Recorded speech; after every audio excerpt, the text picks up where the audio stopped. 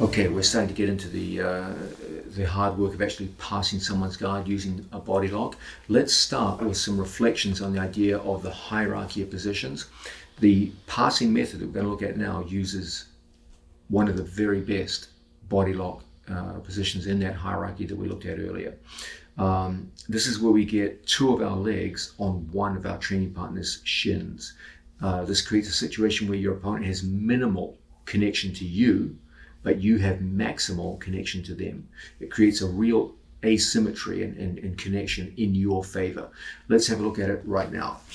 Okay, we start off in a front body lock, just in like so, and we pull the man in and return his shoulders to the mat. We're going to use our standard method of operating, which involves us taking our opponent's butterfly hook out of our shin, just like so. Now, instead of immediately stepping over, we're going to bring our knee in and pin it like so. I'm just going to turn our body in a little bit. And then from here, I'm going to take my trail leg, I'm going to kick back, and I'm going to capture Placido's shins with both of my thighs. Do you see what's happening here, guys? One of his shins is captured in front of both of my legs. This means that Placido has no effective connection to my legs. This is not a half guard situation. He does not have a hook on my leg. Rather, I'm connected to him through the body lock, but he has no effective connection to me. Okay? I don't care what he does with the other leg. Most people put it on the back. And at this point, they're probably forming frames with their upper body, etc., etc. You have their leg well pinned. From here, I'm going to take my elbow on top of his thigh. I'm going to step up, and I'm going to take my knee, my right knee towards my left knee. So just switch. Now I go to step over his leg. And I block it right in here, and I switch my head across to the other side.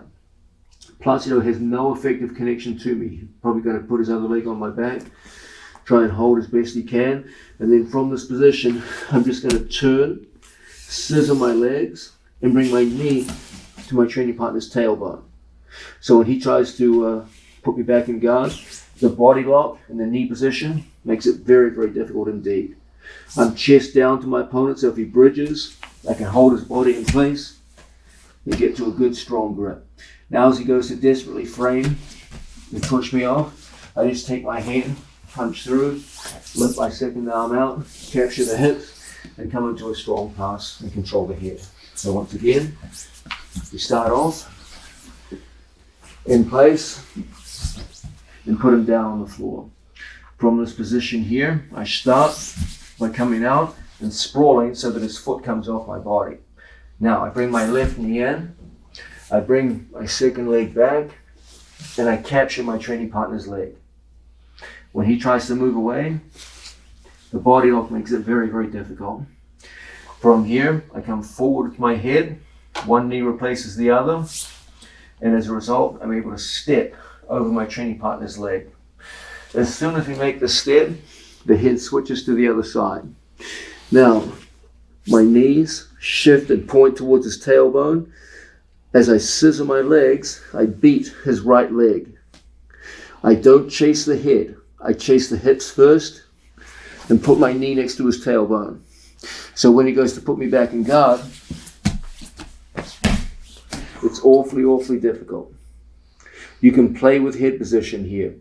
Most of the time, I have my legs on one side and my head on the other, but if I see him pushing my head around and framing and doing it out of the way, I'm not afraid just to put my head down on this side too, provided I'm walking into his hips. So when he goes to put me back in guard, it's awfully, awfully difficult. Now from here, as he pushes in frames, I take my hand, pass it through his arm frames, limp out, block the hips, and pass. One more time from a different angle.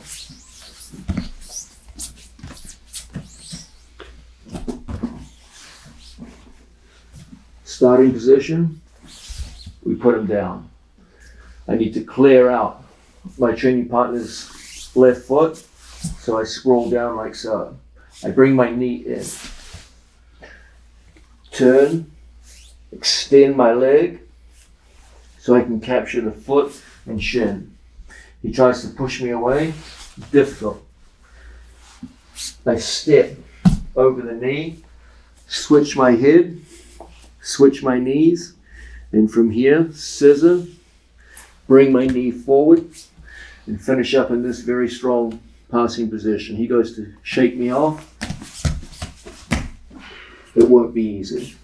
I thread my hands through, limp my arm out, pin, and finish. Very, very useful method of passing. Now let's go on to what is arguably the method of front body lock guard passing that my students use more than any other method. There's more opportunities for this method to be used. That's why it's the one we use most of the time. It's a damn good method, very, very reliable, works very well. And there's so many opportunities for it. It turns out that in practice, this is the one we use most of the time. Let's have a look at it now. From the same situation that we've been looking at, we're in a front body lock and our opponent has double inside position. I'm showing a lot of stuff, guys, on double inside position because that's the position you're usually going to have to work from. It's the most common position, so I want you to be good. Even though it's not the preferred position, it is the most common. That's why we're spending most of our time here. So, from a situation where I put my training partner down, everything starts the same way, guys. It always starts with that sprawl, an asymmetric sprawl where one knee is high and one leg is low, and as a result we can negate the effect of our training partner's second butterfly hook. Then from here we try to use movement to lower his knee. Very often we use our elbow to help and assist get the knee down, and then from here we step over our training partner's leg. Now once we make the step over, we turn and get our head to move in the opposite direction. Typically our elbow comes up north a little bit, just like so. Now let's change our angle just a little bit. Do you see what the problem here is here, guys?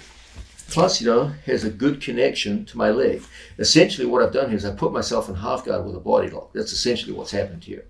Unlike the previous move where you were trapping his shin from the front with two of your legs, now he's got a pretty good connection to you. So it won't be easy for you, other leg up. It won't be easy for you just to take your leg out because he's hooking your leg in place. Okay, so a question starts to naturally develop here. Well, what do we do at this point? How are we going to extract this leg? Well, you're going to see people give all kinds of advice. You're going to see people say, oh, just turn your knee down and pommel your leg out. But when you use this method, the other leg hooks your leg and causes all kinds of problems. A much better method is to use a knee sweep with, in this case, my left knee. I take my knees and I turn them towards his knees and I walk and I use my left knee to block his knee. What I don't want is his leg out here, perpendicular to his hips. I want my left knee to walk his left knee down so it's straight, parallel with his body. The more perpendicular his leg, the stronger his connection, and I can't unhook my leg. So I use my left knee to come down to his knee and I walk his leg down. Okay? So as we lock up on that initial body lock, from here, this is our start position. Look how I take my knee down to his knee. So I go from the hip down to the knee and I start walking across the body. And as a result, I can easily walk past his foot. From this situation, I take my leg and hook it back, scissoring my legs. Then from here, my knee comes out. Second knee goes here to my training partner's tailbone, and we're passed. This method is at its best when your opponent keeps a butterfly hook with the opposite leg. So once again, we start off, basic position like so. And I step over, butterfly hook. From here, I bring my head across. I bring my knee down to his knee. And I use my left knee to sweep his leg out. So when he goes to follow me with his right leg, it's very, very difficult. And I can walk out. Off the walk, I scissor my legs.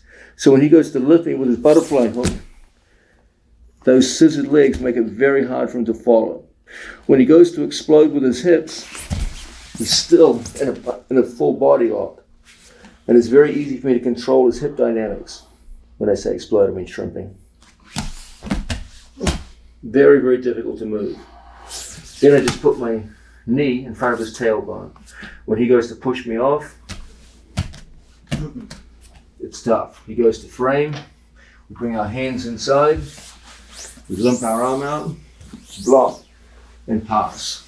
Okay, so let's have a look at that again with our butts facing the camera. I'm sorry guys, it's the only way for you to see our leg work. You're welcome, my apologies. I'm sure Pascal's getting a whole new bunch of fans now. So, from here, we go in and lock up. We put the man down, shoulders on the mat. From here, I start the action of coming out to the side. I sprawl, just like so. I do a good job of stepping over my training partner's leg, but he does a good job of keeping that butterfly hook in. I bring my knee in, I switch my head, and then I knee sweep. My left knee comes down to his knee. Don't try to do it up here by the hip. Bring it down to the knee. And then I walk across his body and I sweep his knee along. Now, as he tries to follow me with his right foot, I've taken his knee too far, and so I can easily walk the leg out. His only hope now is his left butterfly hook. But when I scissor my legs, you just step out of it. Now I correct my body. He goes to shrimp. The body lock won't let it happen. I put my knee next to his tailbone. He tries to move out. Tries to frame under my head. Slides through the frame. Limp your arm. He tries to put me back in guard. Block the hips. And correct yourself. Now, let's show it from an angle that doesn't involve our asses. From a situation where we start off like so. I put his shoulders on the mat. That never really changes. From here, I step over. That never really changes. I switch my head. That doesn't change very much. From here, what does change is he's got his butterfly hook in. He's got a good hook on my right leg with his right leg. So if I just try to take my leg out, it feels impossible. So I've got to do it the right way. Plus, do you see how when I bring my knee down to your knee, what it does to your right hook? Mm-hmm. It brings it farther away from his leg. Exactly. Now, I step and walk. I turn my hips just enough that I can walk myself free. Placido goes to lift me. It's very, very tough. That scissoring action beats his legs. He goes to put us back in guard. Body lock makes it very, very difficult. Now I just walk, bring my knees to the tailbone. He goes to frame, cut through the frame, changing your shoulder angle, as we talked about earlier in the video, and there's your pin. Now, as I said earlier, guys, statistically, that's probably the method we use most of the time. Is it mechanically the strongest? Is it tactically the most efficient? Nope. But it occurs in the situation which is the most common. It's a damn good method, and it works against the most common scenario that you ever get placed in body locking, so it's the one we use the most. Make sure you get good at it. Now, it's time for us to move on to another very, very effective way of passing from the body lock. In the previous move, the leg scissor, this was best when you stepped over your opponent's leg and he retained a half butterfly guard. That's when it's at its best. The method we're going to be looking at now is best when your opponent switches from half butterfly to a regular half guard. This method is often used by an immensely talented student of mine, Nicky Ryan. He's the best I ever saw at this method. Let's have a look at how it gets used in operation. Okay, Placido, let's do this with your head facing this way. So you get a good angle from the start. Okay, front body lock. He's got both his feet inside. Not the best position, but it's the most common position. So that's where we're going to start. That's where we're going to spend most of our time. So here we are. We get waist exposure. As a result, we're able to get a good lock. I'm demonstrating with the 10-finger lock because my wrists aren't feeling so good this morning. but you guys can choose whatever you want with your various grips because you're young and healthy. So from here, I drive my training partner's shoulders down to the mat. We use the same step over method that we always use. No changes there, guys. You probably, I'm sounding like a broken record at this point. I start to sprawl like so. Then I step over my training partner's knee, and then we head switch across to the other side. But this time, Placido has elected to go to half guard. Yeah, it took him a while to figure that one out, didn't it? My God. I got variations you don't even know about, dog. Do they pay these people? My God. So here we are, we're in half guard. Now let's contrast that with the previous move where Placido took your left foot, buddy. Placido was here in a half butterfly guard. Now perhaps you've been successful with the leg scissor method and your opponent fears it now. So he's smart, he's learning. So he goes, let me poke half guard. Now my opponent can't scissor his legs. Let's understand why the previous move won't work now. When I come down and use the previous move, I can't leg scissor because he's on top of my leg. If he had a half butterfly hook, yeah, now I can walk forward and go over his leg. But when he's got full half guard, his left leg holds my leg in place. So the previous move is no longer going to work. Okay? Now, from here, I've got to get my left foot inside his thigh. Problem. My head position makes it quite difficult to do so. So what we're going to do is we're going to sprawl down his body. And we're going to switch our head position to the inside. And then from here, I'm going to look to take my foot inside my training partner's leg like so, using my shoelaces. You can come a surprisingly long way forward with your head and get your foot inside his. Now from here, we're just going to use the pressure of my left foot to hold him in place. And I'm going to take my leg, my right leg in this case, up off the mat and bring my knee towards the floor. As Placido tries to move away from us, the body lock holds him in place. Now from here, I use my second foot on his knees. To kick out, he's presumably going to be locked on tight to my ankle. We're going to take our foot and pry our leg out. I point my toes to give him less purchase on my foot, and as a result, we get a smooth pass. As he tries to put us back in guard, it's very, very difficult with the body lock in place. As he goes to frame on me, we're always looking to get inside position and lock our opponent in. So once again,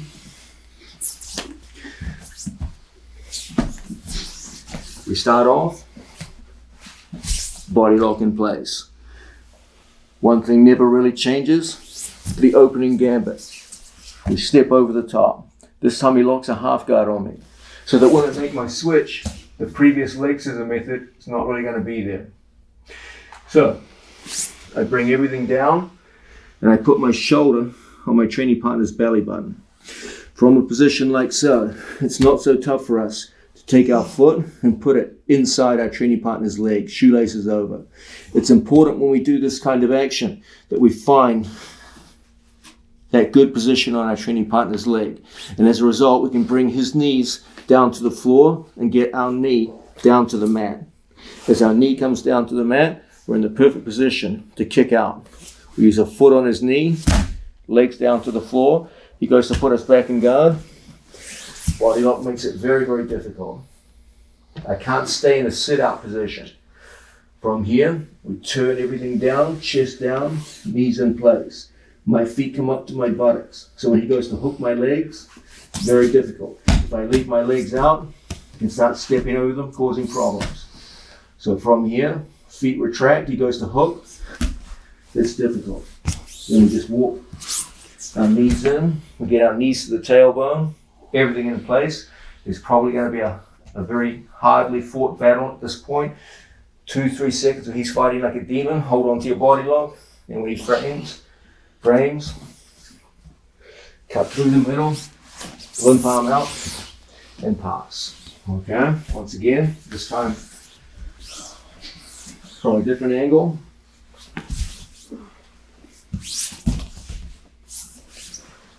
I notice he locks a full half guard.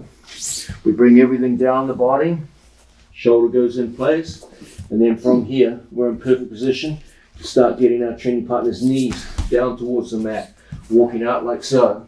once the knees start coming down to the floor, we're always looking to get our foot on top of our training partner's leg, just like so. As my foot comes in, he tries to hold us off. Look how we just focus on a good push with my left foot so that my knee can come down to the mat. As he tries to hold us off, my left foot pushes on top, bottom leg, whichever one you see. He goes to put us back in guard. Head switches over. Knees come in. Knee finds the tailbone. Switch through. And pass for the finish. Now we're working our way through our most effective and favorite ways of passing from a front body lock. We're looking at situations where our opponent has 2 feet inside, the most common situation, the one that you have to become very, very familiar with. Even though it's not the most desirable situation, it is the most likely from which you'll have to operate by a landslide. So that's where we're putting most of our attention. Now, guys, you've probably noticed as we've gone through these techniques, there's kind of like a clockwork pattern to them. The idea of lowering our opponent's knee, stepping over the knee, and then switching our head position across to the other side. An obvious question for you guys to be asking is, what if the pattern breaks down and I can't step over my training partner's knee? You have to have a solution to this, okay? Here's one of our favorite solutions. This is a knee cut. From any situation where I'm working with Placido and I get to my body lock and I put his shoulders down on the mat, you guys know what the modus operandi is. The idea is that we go into a sprawl, we step over the knee, and then we get closure by moving our head across to the other side, and we look for our opponent's reaction. Nope. Does he stay with a butterfly hook, or does he convert to half guard? You don't control that part of the equation, so don't worry about that. That's up to him. You should be able to pass in either instances, and we've shown you good means of doing so in both cases. But let us look now at the situation where you can't get over your opponent's knee. Okay, it's going to happen. It happens in particular when you go with tall opponents, taller than you. Okay, but it doesn't have to be the case. Some guys are just good at shifting their hips. They've got good mobility, good discipline with their knee position, and for whatever reason you're having a hard time stepping over the knee, you've got to have a backup plan. And our favorite backup plan from there is to cut our knee through the gap that they create by giving you that awkward knee position where you can't step over. So let's have a look at it right now. From the situation where we lock up with our training partner, we put his shoulders down to the mat. We are trying to get over our training partner's knee, but for whatever reason, it's a struggle. Okay, and the knee is still there in front of your knee, like so. In these situations, very often he's trying to use his other leg on your back, and you're like, it's hard for you to step over. Whenever we see this kind of thing going on, we're going to come up towards him. Keep your knee in front. My right knee, right? Your right knee in front. Now, from here, I'm going to take my head and I'm going to bring my head forward and I'm going to tripod. It's important that I bring my knee up to his buttocks first. Otherwise, it's very awkward and you feel very clumsy when you go to tripod. Now, even though I can't beat his knee, I can bring my foot out and reposition my head. All I'm going to do is bring my knee up, just like so. And then from this position, as my head goes forward, down towards the mat, I'm just going to take my knee higher than his knee and pass it through the gap that I've created. As a result, I can cut my knee across in front of his knee. When he goes to hold me off, my head position makes it awfully, awfully difficult. And as a result, we can sit down to a hip and then rapidly convert our head to the opposite side and come back into a squared position. From here, my knee chases my training partner's tailbone. So when he goes to shrimp and put us back in guard, it's awfully, awfully difficult. And we just walk our body in. As he goes to frame on the upper body, we cut through our training partner's frames, limp our arm out, and come down into a controlling pin. So let's have a look at that again. We get to our body lock, and from here, we put him down. From this position, look how initially we're trying very hard to use our standard method of stepping over, but for whatever reason, it's proving awfully difficult. That's usually because our opponent takes his second leg and puts it on our back so that he can shrimp and move more actively and keep that knee in front. Your knee should be high, Placido. My right knee. Yeah. Now, from here, we bring our knee up and we're in a good position now to tripod. As we tripod, my knee comes over my training partner's hip. Now we're in the perfect position to put our head down towards the floor. It's like so. So when he goes to frame and push, your head position makes it awfully difficult. Now from here, I push down with my knee. He can lock around my ankle. It means nothing at this point. We put a foot on either bottom or top knee. I point the toes of my right foot so he has less purchase on my foot. And then from here, my foot comes out and I reposition my head across to the other side. As he goes to put me back in guard, that tight waist effect makes it awfully difficult. Avoid the temptation to stay in a sit through. Always walk your legs together, knees off the mat, and come down into our favorite position with the knee down by the tailbone. As he goes to put us back in guard, it's awfully difficult. From here, he posts, my hands cut through his last remaining frames, and then we turn through to the hips.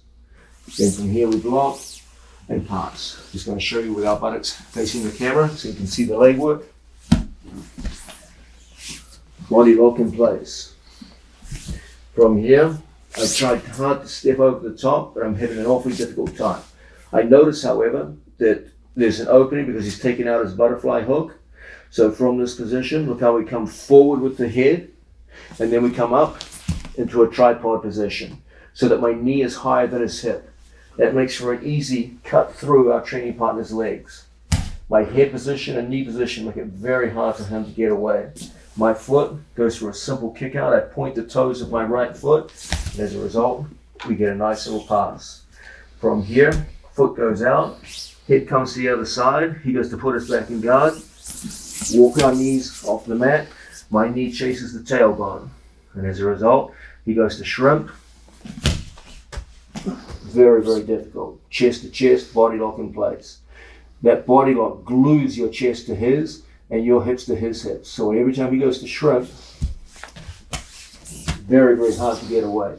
Now we bring the second hand across, limp the arm, face the hips. He goes to put us back in guard. Goes to put us back in guard, hand locks, and there's the pin for the finish.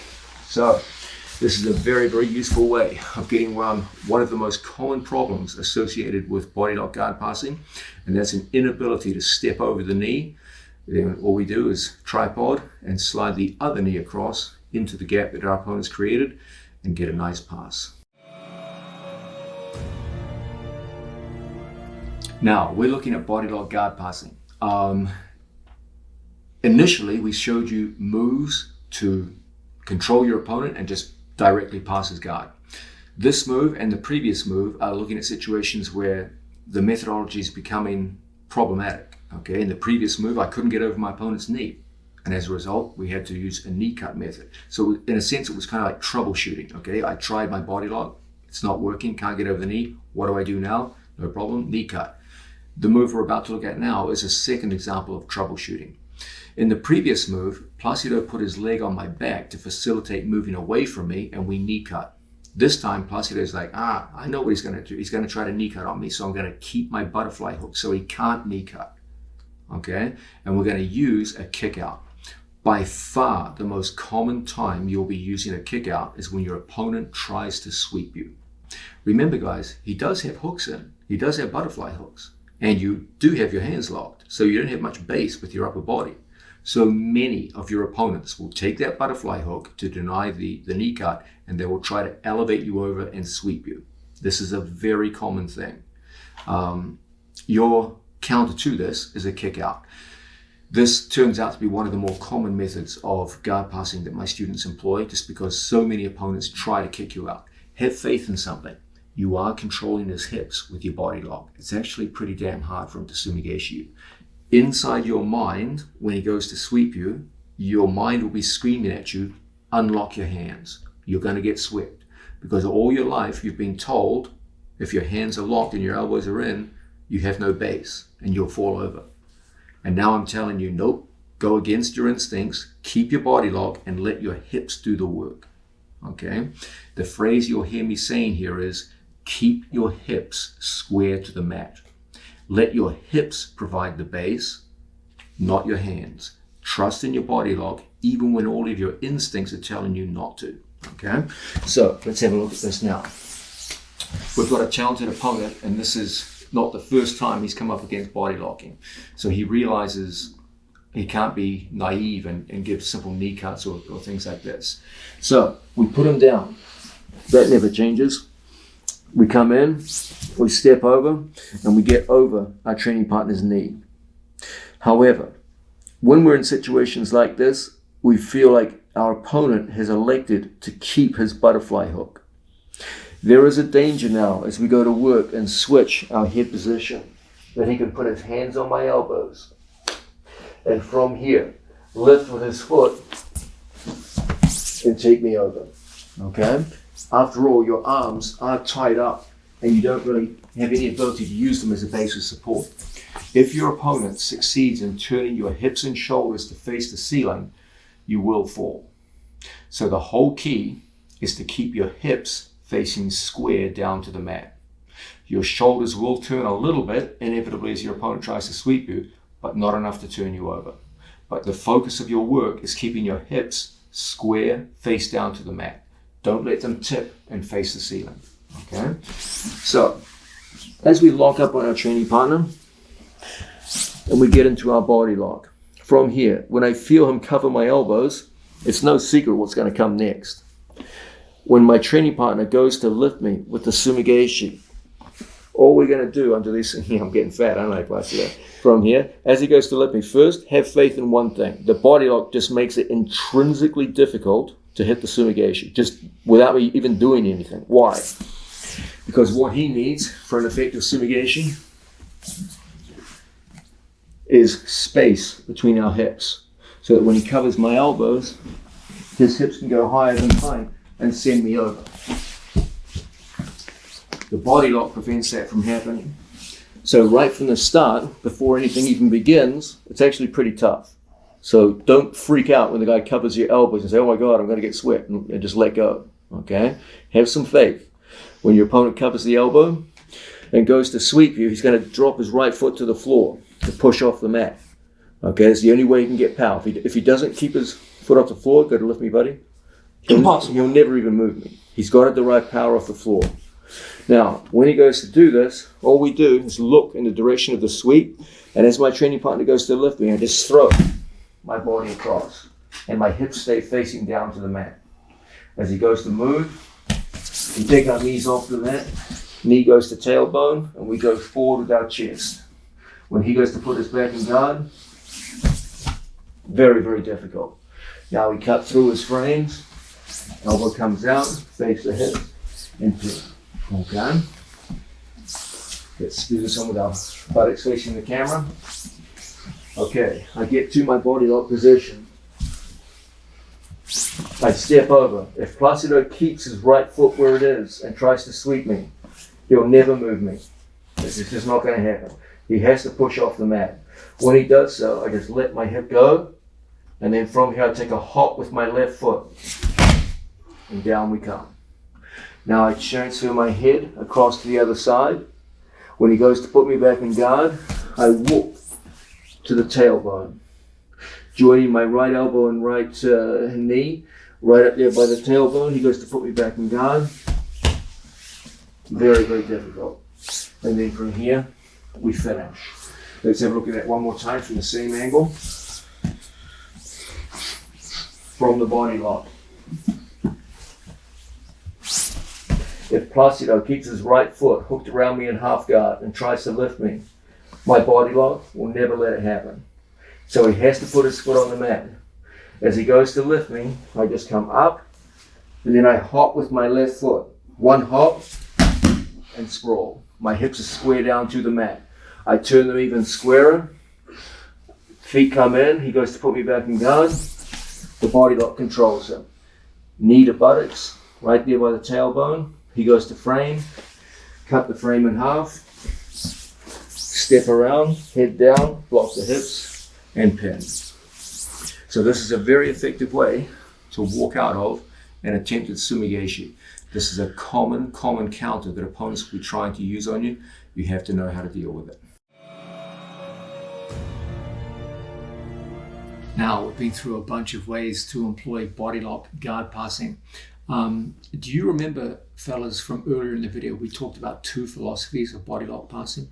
Almost everything we've looked at so far has involved the philosophy of lowering our opponent's knee, okay?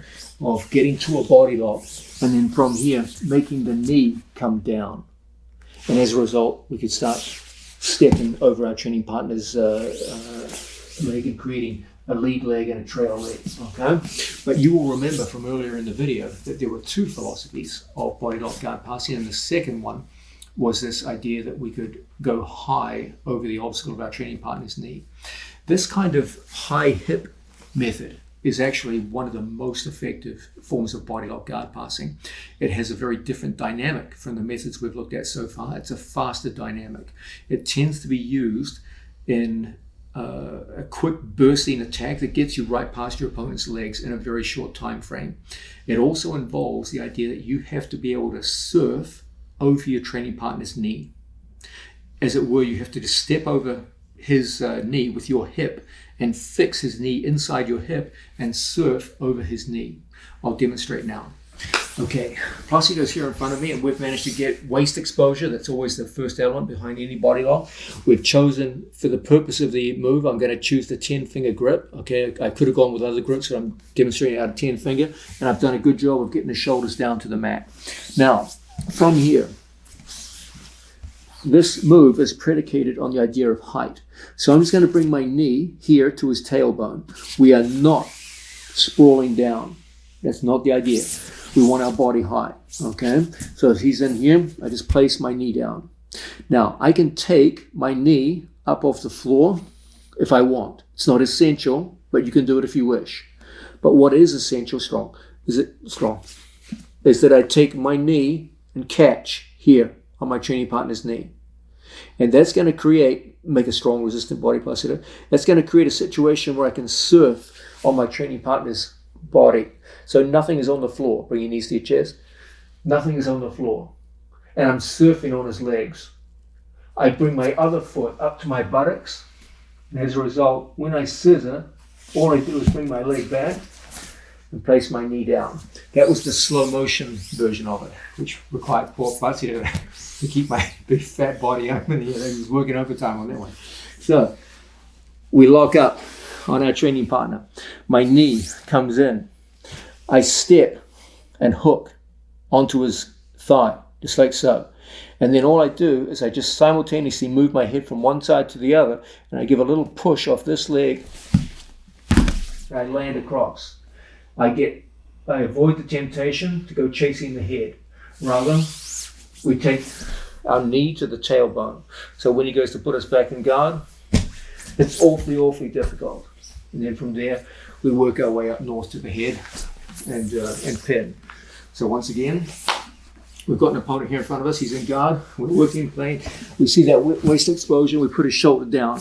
Now from here, that's our start position. My knee comes close to his tailbone, and then I just flare my leg up.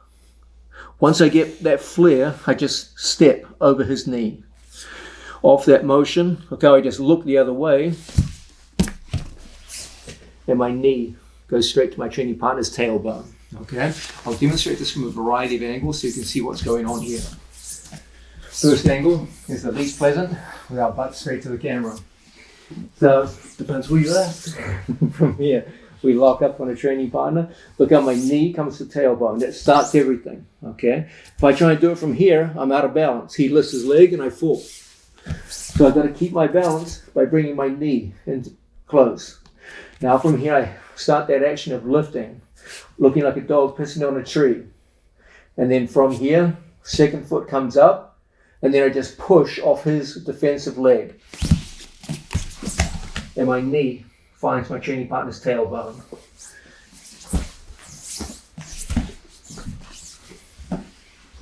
Body lock situation facing me. Body lock, put him down. Knee comes in, and from here we just flare our legs and pin our training partner. Okay. As you gain in confidence, you can start faking one direction and going the other. So for example, Placido's here in front of me. We go through, we get our waist exposure. I fake, he goes defensively to move, and then I just come back in the opposite direction and pass. Okay, one more time. We've got our opponent in front of us. As we go to play from guard position, we see that waist explosion. Typically, we start with two hands on our training partner's back. He goes to move away. It won't be easy. And then we go forward, boom, and catch. Now, from here, I just go straight over the top and pin. Okay? Now, guys, let's get used to this terminology, which you'll always hear me using when I teach body lock guard passing. Lead leg and trail leg. The lead leg is the one that steps over the knee. So when I lock up, boom, this is going to be my lead leg. When I go over, that creates a trail leg behind me. The lead leg is already passed. What I don't want is him grabbing my trail leg and holding me up. So I want my foot coming back to my buttocks. Then I just scissor. When he goes to catch my trail leg, it's so difficult. Okay?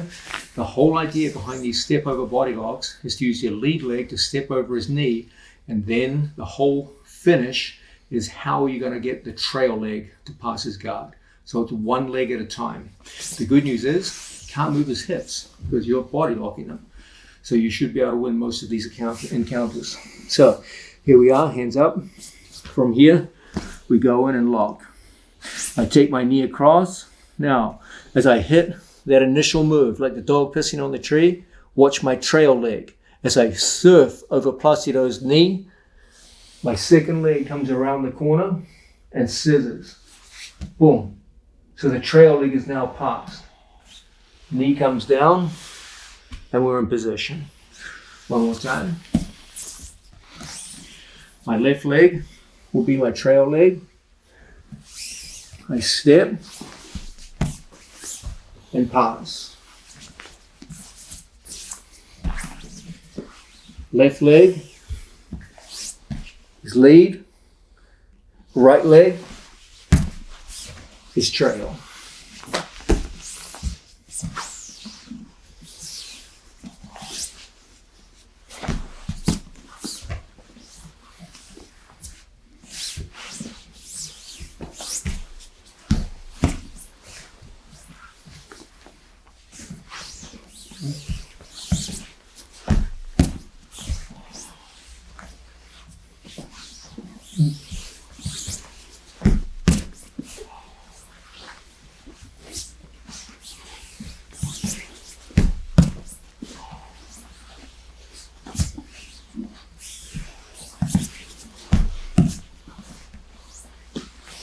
Now, what you'll see there, guys, is that this form of body lock guard passing has an entirely different feel and dynamic to it.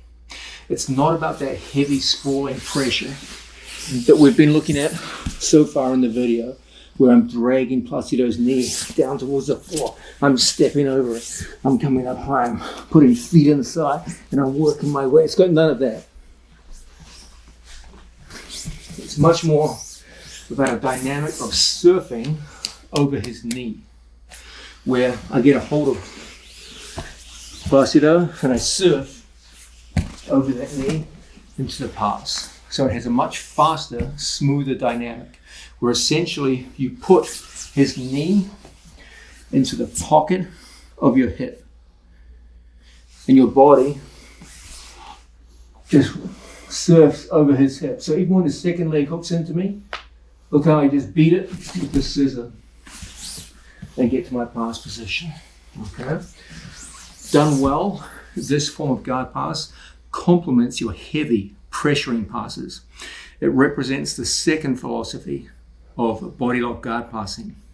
The first philosophy was all about making the other guy's knee low and you pressuring over the knees. Now it's about making yourself high and surfing over your opponent's knee with that high hip scissor. Essentially, it's all that high hip action where I take my hip high in that weird dog pissing on a tree posture. Then I surf over his knee and my trail leg completes the pass. Used well, this will be a very, very effective addition to your body lock guard passing arsenal.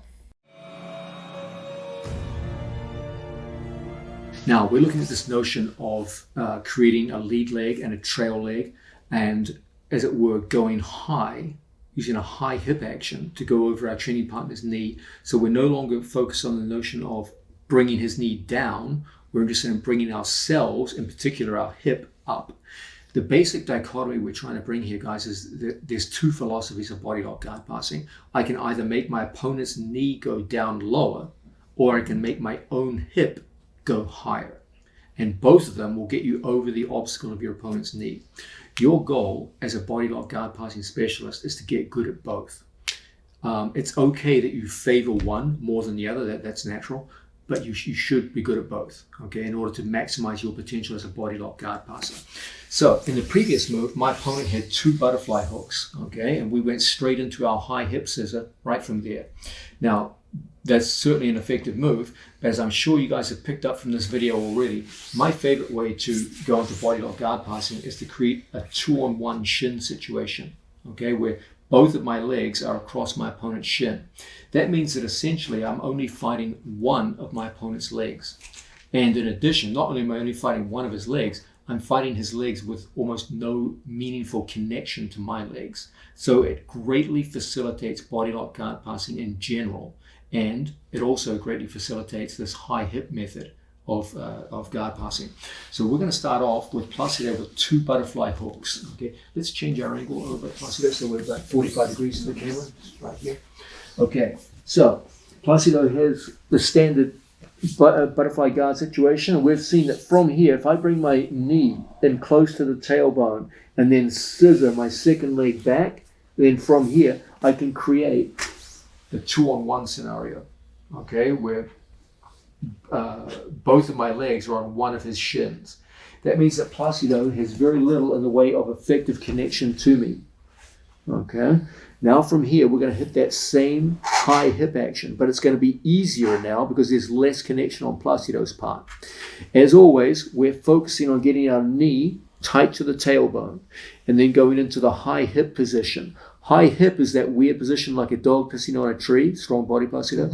And then from here I hook my knee over his knee so that my hamstring hooks onto him. And then from this position, this is going to be my lead leg. As I push off my training partner's leg, it's like I'm surfing over my training partner's legs. And then my lead leg pushes Placido's leg out of the way, and I just switch so that I have a secondary leg. And the secondary leg goes down to the tailbone, and we end up in the classic body lock passing position. Okay, so it's the same move as previously, but done from a superior position, which means it's a little bit easier. Now, guys, a word to the wise about the double shin situation. It is the best position in general to pass with body locks. You can't always get it, but if you can, use it, because it is a better position to work from. So once again, we lock up on a training partner, heads up, and he's working guard position. Initially, our hands are just kind of on his lower back, and then we quickly go in and get to that body lock. Now from here, I bring my knee in. I scissor the other leg back, and there's that 2-on-1 grip we're always looking for. Now I go into the high hip position, just like so. High hip, my legs are split 90 degrees in that weird dog pissing on a tree position, and I focus on getting my hamstring over his knee. Then from here, I just float by bringing my head forward, and there's the float position. From the float, my lead leg pushes his knee out of the way so that my trail leg can pass. And then from here, my knee comes down to the tailbone, and we get to our pin position. Plus, let's show it with our butts going directly to the camera. Apologies, so they can see the leg positioning. Okay, Placido's here in front of me. From here, hands up, Placido. From here, we lock up on our training partner. I bring my first knee in. Okay, so left knee comes in, pinches his foot to the buttock, then I scissor, and there's the classic 2-on-1 type situation on the leg. Now from here, I go high hip position. I catch his knee, and then everything just floats across to the other side. So I'm floating over his knee. Off that float, I just scissor, bring the knee into the tailbone, and there's our pass. Okay, now fellas, I'm just going to show you a very subtle point about head position whenever you hit the high hip method. Okay, The first time you drill this move, you might be frustrated by this. I'm just going to demonstrate it plus out of a basic high hip situation. Okay, getting the knee in the center, that's easy. Getting the high hip position, that's pretty easy. But what screws people up is when they go to make the jump, it all crashes for this reason. Just make a strong body position. If I don't move my head and I try to do it from here, it feels like you kind of don't make the move happen at all. What I want to do, watch my head and chin. I bring my chin over the opposite shoulder. So my head goes from here to here. And that's what enables me to float and surf over Placido's knee. Then from here, I just scissor my leg back and place my knee in. Okay, so it's that subtle shift of my head from Placido's right shoulder to Placido's left shoulder. Don't go across the body, go forward across the body. Okay, so when I come in and make that first grip, that's how I do it. Okay, it's that subtle change in head position from Placido's chest line on the right hand side to Placido's shoulder line on the left hand side of Placido. Okay, so once again, high hip, watch my head. It's currently in front of Placido's right shoulder. When I make the surf, it changes to above the left shoulder. Okay, now let's put that into the 2-on-1 position that we've been talking about. Here we are, body lock situation. I pinch with the knee, I bring my leg back, and then from here, I high hip, and off the high hip, watch my head, and comes forward. From another angle,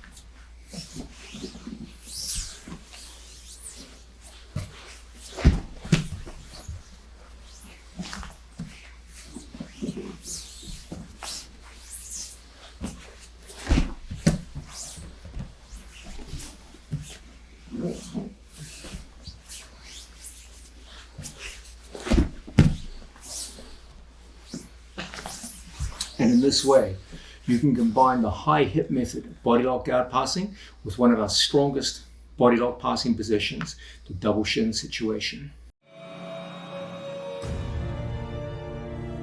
If you've watched my students perform body lock guard passing, I'm sure many of you picked up on something which is, it's difficult to ignore when you see them working. And that's the idea that as they complete the pass, they will very often attempt to step directly over into the mounted position. This is a deliberate policy on our part, and I'll explain it in this particular part of the video. Understand, guys, that passing your opponent's guard is a wonderful thing, but passing your opponent's guard and getting mounted is twice as wonderful, because there you get 3 points for the guard pass and you get 4 points for the mounted position as well. You end up in a position where you can go directly on the attack in ways that we'll look at in subsequent videos, which rack up huge numbers of points.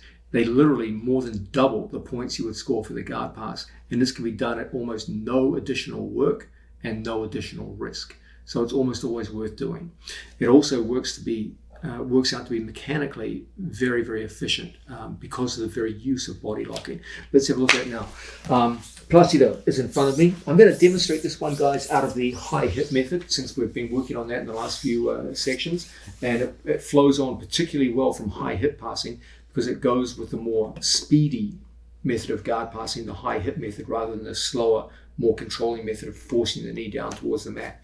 So Placido is working here in front of me. And from here, we go into that standard high hip, where I take my knee over my training partner's knee. I take the high hip position. Okay, reminding you guys that the high hip position, the high hip position is one where we have our body lock in place. I bring my knee to his tailbone and I go high hip, just like so. So that you get in this weird position like a dog pissing on a tree and go over your training partner's knee. So, once again, we're out here playing guard position. From the initial guard pass, I see waist exposure. I go through, I get my hands to the lower back, pull, and then I get to my body lock. Now from here, my knee comes in, I go high hip, and then from here, my head position changes, and we step right across our training partner like so. Now, from here, you can fully expect your opponent to go into a defensive reaction where they start framing and bringing their hips out and look to put you back in guard. Okay? Now, the good news is you've got a body lock. So when they go to do this, it's exceptionally difficult. The body lock really makes it hard for them. And in addition, I can always just take my foot to my own foot. And when he goes to put me back in guard, his knees point towards me. And there's no reason why I can't just step over his body. My head goes to the opposite side and my hand comes out. The minute I step over, my hands unlock. So that when I go to recover into the mount, my hands are already open. If I land with a body lock and Placido bridges, he might conceivably take me over. So as soon as my foot hits the floor, my hand's out. So he goes to bridge, and you're locked up with your feet in a good mounted position. So once again, we're here in front of a training partner. As we go to play from guard position, we lock. My knee comes in. I go into the high hip position, and I go over. I see Placido trying to scoot out. From here, my foot comes in, and my head goes over his shoulder. And as a result, I can high step over. The second my feet land on the floor, my feet tuck underneath his body, and my hand comes out wide for base. Now as he goes to recover, we're mounted. Again, from an initial start position, we play guard, working.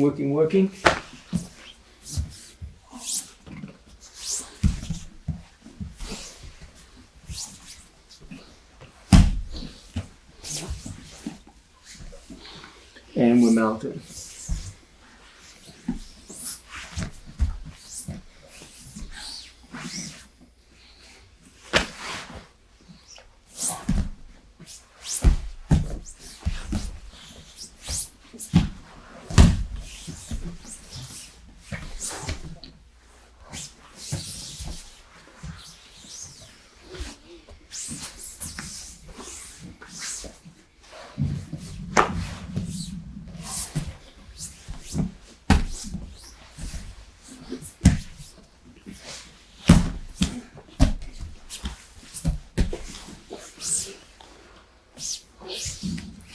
And in this way, you can often get a wonderful double score. Understand that when your opponent goes to shrimp away, he's limited by the elbow, locked in on that body lock. So he has to turn his knees to face you. What happens when this occurs? Placido, you're back to the camera. Lying down. When Placido goes to shrimp out, watch his knees. The knees go low, so that the barrier for your step over to mount is negligible. This is compounded by the fact that I have a body lock. So that when Placido goes to shrimp, he can't move very far. He can only move as far as my elbow, which is not far at all. All I have to do is bring my head forward. Don't try and do it with your head in front of his bicep. Your opponent can cross-face you and cause all kinds of problems. Do it with your head over the shoulder. Now, when Placido goes to shrimp, he gives me that step. All that's required now is for my hand to come out and my feet to touch. So that when my feet touch together, I'm hooked into the hips. when he goes to take me over, it's so difficult with the high hands locked to the hips, etc. So just one more time, Placido. Yes, sir. We're here working from guard position. We'll take it from a 3/4 angle. As we go out to work, from here, I see waist exposure.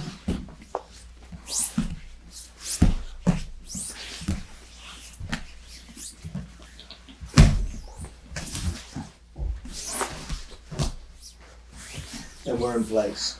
And in this way, you can double your score every time you go into body lock situations. Understand that your opponent's primary first defensive move, the shrimp, is severely limited by your body lock. And whenever he goes to attempt it, his knees will turn and face you. That will take his knees from a barrier so high down to half the height. It makes step overs into mount extremely easy. Now, we've been through a ton of material on body lock guard passing, and I'm sure you're excited to try this out on the mats as soon as you get a chance. When you go to try it out on the mats, you're very possibly going to run into the single most common error that I see as a coach when people first start their body lock guard passing journey. The good news is this error is very easy to fix, but if you don't fix it, it can lead to some very bad results. Okay, first, what is the error? Do you remember, guys, that we're couching the whole idea of body lock guard passing in terms of a lead leg and a trail leg? Let's quickly go over that again. Okay, whenever Placido is the defensive man, he presents two knees to me, and my head is on a given side. Currently, it's going to be on Placido's right-hand side. That means I need to step over Placido's right knee. Okay, that's the hurdle over which I must go. We know that there are two philosophies of doing so. I can either make the knee lower, or I can make my hip higher. I'm going to demonstrate this out of the high hip method, okay? But you can do this out of any body lock guard passing method that we've seen. Okay, once I get to a situation where I can start stepping over the knee, the lead leg is the one that steps over, okay? When my head comes up and I push with this leg, it creates a trail leg behind me. And it's the trail leg which completes the pass. Just like so. Okay? So as the name implies, lead leg first, trail leg second. Your whole thing in body lock guard passing, in the vast majority of cases, the only exception to this are the few times you use a knee drive, is to take your lead leg and go over your opponent's knee, either by making the knee lower or your hip higher. That creates a scenario where now you have to pass the trail leg. The lead leg, that's easy. Getting the trail leg to pass, that's the hard part. Okay? Now, this is where things get interesting. When people first start doing this, they say, okay, the lead leg, I got that. I step over his knee, I got it. I see the two philosophies, that's easy. But when it's time to make the trail leg catch up and pass, that's where the problem comes. This problem is so widespread and so natural to make that as a coach, it makes me want to tear my hair out every time I see this. Oh wait, my hair already fell out. From a situation like this, I come forward and step. There's the lead leg. Now, head shifts, trail leg. The most common mistake, guys back step. And then Placido follows me, and you end up getting rolled through. Okay? I'll do this one solo, Placido. Don't backstep, please. It's the most common error. It's entirely avoidable and unnecessary. Doesn't work, not effective. People lock up, high hip, step over, and they backstep. Now you have no base behind you because your hands are in a body lock. Any bridge on his part will put you on your back. Okay? So, I'm just going to demonstrate the mistake one time. What it looks like in training. Guys usually learn the lead leg pretty well. Most people do this very well. And then they make a screw up doing this kind of thing. Okay? So, if backstepping is the huge mistake, what should we be doing? Well, as you probably guessed by now, you scissor the legs. Land with your pelvis flush down to the mat. Don't land with your hips facing up to the ceiling. you're condemning yourself to failure every time you do this, okay? So what should I be doing? The most desirable way to do it is this. I step and I focus on bringing my head forward, up here, to the shoulder, so that when I move, my pelvis faces down. And as a result, I can easily put my knee to the tailbone, as opposed to backstepping when my pelvis faces the ceiling and getting rolled straight on through, okay? You must avoid the natural temptation, and it is a natural temptation. Most people naturally backstep because it feels like you're going to move further. It feels like your trail leg does a better job of passing. It feels perfectly natural, and it's a disaster, okay? So, here we are. I come across, I make the move, and I just land, hips down, like this. Never backstepping hips up. When I land in positions like this, when my opponent goes to bridge, it's not going anywhere. I'm flush, I'm stable here. And I can easily get my, let's rotate around. I can easily get my knee to that critical position at the tailbone. So that when he goes to shrimp, he's caught between my knee and my elbow and stuck down on the mat. Okay? We'll demonstrate it with our butts to the camera. So, body lock situation. We come through, and I finish here. Pelvis down. Never here. Pelvis up. That's my finish position. Okay? Now, if you're ever having a hard time scissoring your legs, and it might be because Placido has what we call a sticky hook, where his butterfly hook is very persistent and sticks inside my thigh. If you ever see this and you feel that scissoring the legs is not enough, it is okay to sit through, but never towards his legs, always towards his head. The one time it's permissible to land on your hip is when your hips face forward, never backwards. Remember guys, when my hips face backwards, it's an easy roll through. Here, my hips face his legs, I get rolled through. If I'm gonna face my hips to the floor, I face them forwards towards his head. Okay? When he goes to roll me through now, not going anywhere, it's impossible. But I won't stay here, I'll come back up and put my knee on his tailbone. Okay? So when you watch my students in competition, remember guys, when my students go out to fight, they're fighting the guys who are the best in the world. So passing these guys, it's not easy. Okay, it's not the first time someone's tried a body lock on these guys. So sometimes you've got to go a little bit of the extra distance to remove that sticky hook. Plus, first let's just show them what a sticky hook looks like. We'll rotate. Okay, watch Placido's left foot. Placido is persistent with the hook, and when I go to step, he hooks into my body, and it's like, fuck, I can't just scissor off. Okay? When I see this, I will kick through in a forwards direction. I bring my foot up to my own buttocks, and I land on my hip this way, and just step over his legs. So when he goes to shrimp or bridge or do any of those things, it feels heavy as hell. Yeah, it does. Then I just sweep my knee up to his tailbone, and there's my pass. Okay? Let's do it again, Placido. Yes, sir. So, we're here, we're engaged in the classic body lock passing situation. I go in, I get to my initial body lock, and from here I come around, I get the high hip position, my head comes forward, and then from here I'm stuck up on a sticky hook. Okay? Can't make it just by scissoring.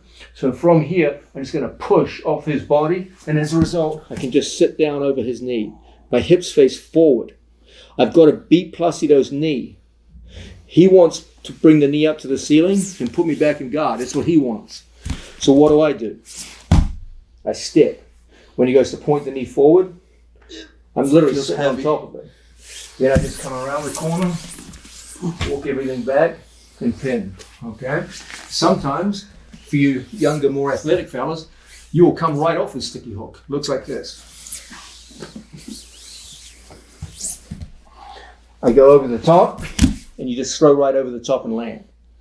Okay, he goes to put me back in guard. and we pin. Okay, that's the more desirable option. But whether you land on his knee or in front of his knee, they're both going to get you past. Okay, I'm going to demonstrate this a few times so you get to see what it looks like in a more lively situation. Okay, so we're working from in here. I go in, I get into my body lock, step in over the top.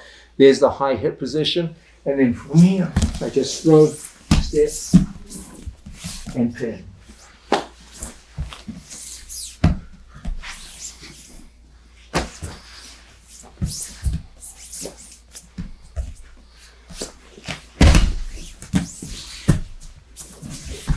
And pin.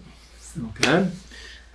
One more time, the most common mistake, the thing we're going to avoid as much as possible. It's a natural mistake to make, but we can't let that be an excuse. I step over and I face this way, back stepping, and get rolled on through. Okay? Unacceptable. If we are going to sit through, it's never towards our opponent's legs off a body lock, it's always towards the head. So, when we come through, that's the way I want to go. And then always recovering back to a square position. So there you have it, the most common failure associated with body lock guard passing, what it is, and how to avoid it. We're looking at the idea of body lock guard passing. Sometimes people ask me, okay, you show all these methods of body lock. I see your students using all these methods of body lock. What's your favorite method of body lock guard passing? My answer is always the same. I personally strongly favor the method I'm about to show you. All the methods that we use, you've seen my students using them very successfully. They're great methods, but me personally, this was always my favorite. And that's to switch from a lock of the lumbar region, the lower back, that's the classic body lock that most people think of, to a high lock, which controls the shoulder line. So essentially what I do is I make a transition from controlling the waistline to the shoulder line. So it involves two separate body locks. Each one has very different properties. And it's my belief that by switching the properties of one to the other, you truly maximize guard passing potential. First, you might be asking, what the hell is a body lock and what the hell is a high lock? Let's have a look at it right now. We'll do this in standing position, so people can see what we're talking about.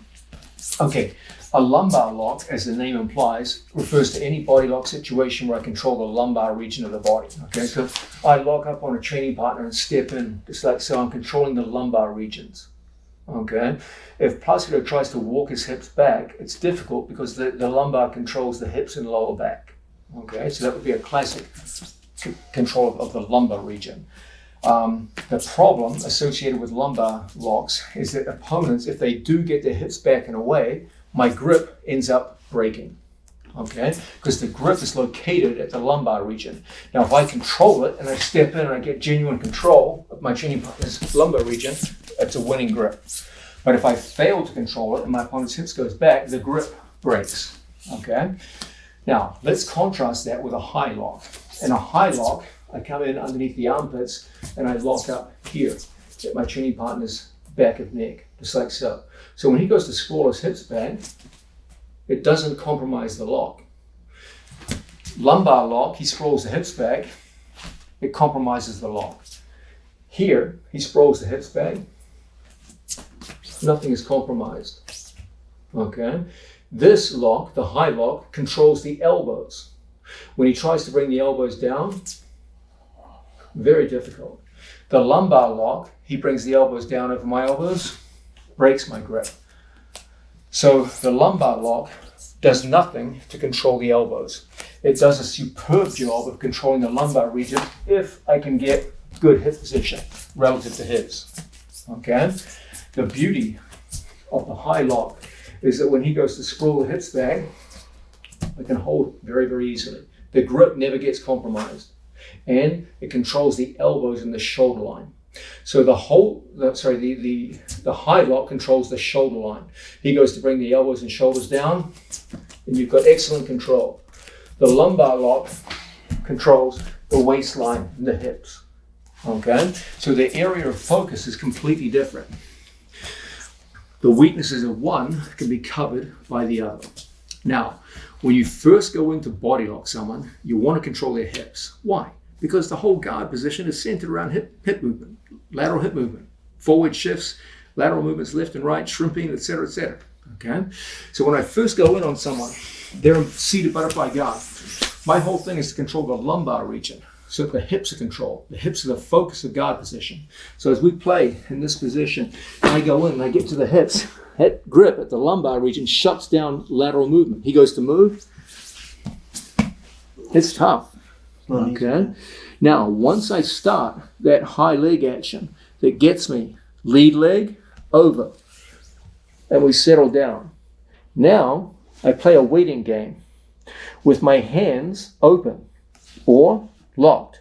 I leave that up to you. They're both good alternatives. Let's change our position, please. So I can have my hands open or I can keep the lock. I leave that up to you.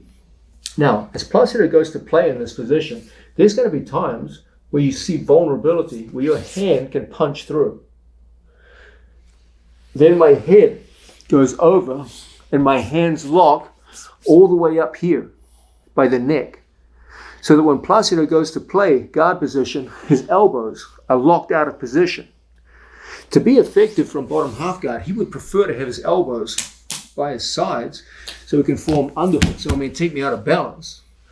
But if I'm underneath here, when he goes to play that game, he can't even get it started. And because my hands are locked, it's very, very hard for him to recover. And it becomes very easy for me, on the other hand, to start actions of pommeling my legs and going up into very, very powerful passing positions. So my favorite gambit is to use the waist lock to pass over one of my training partner's knees and then play a waiting game to see an opportunity to transfer from a lumbar lock to the high lock. Once I use that, then I just go into all my classic guard passes out of the lumbar lock, double underhooks with my hands locked. And as a result, you maximize the worth of both locking positions. When you first want to control the hips, you use your lumbar lock. Once you've done that and stepped over your opponent's leg, now you make a switch to the high lock. And now you control the head, shoulders, and elbows. That second body lock, the high lock, is almost impossible to break. It's a phenomenally strong grip. For your opponent to break it is absolute hell. And it's an incredibly useful passing grip because you can switch your head position at will and pass on both sides of your opponent's body. What I'm going to do now is just demonstrate a few movements of it so you can just get a general sense of what I'm trying to accomplish, okay? Periodically, I'll just verbalize what I'm trying to do, and you'll get a sense of how this methodology works in two distinct phases based around two distinct grips. So here we are. We're playing in guard situation. My training partner's in seated guard. From here, I see waist exposure. I go and I get my hands to the body, and then I go and I get my initial grip. Now, from here, I start by going over my training partner's knee, just like so. From here, I play a waiting game. I can have my hands locked. I can have my hands open. In the hurly-burly of action, I see an opportunity to pommel through and get my hands into the high lock position. As soon as my hands go high locking, my whole thing is to bring my head up. And then I start playing like so. As Placido goes to move me around,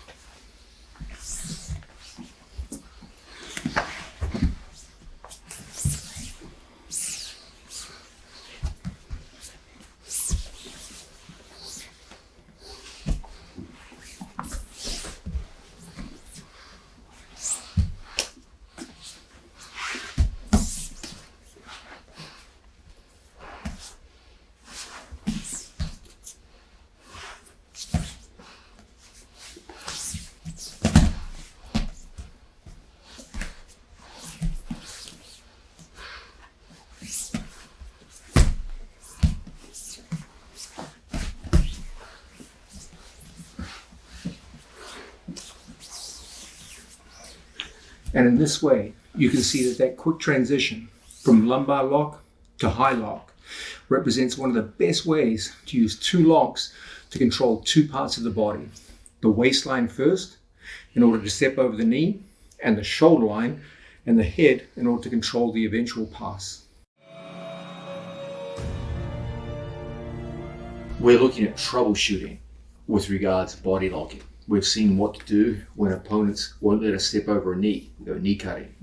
We've seen situations where our opponent had a butterfly hook and tried to sweep us. And we saw the idea of kicking out of the sweep and landing across side. Now let's look at a very common form of counter. This is a forward shift. This comes generally from our more experienced opponents who understand that what we're trying to do with a body lock is put their shoulders on the mat.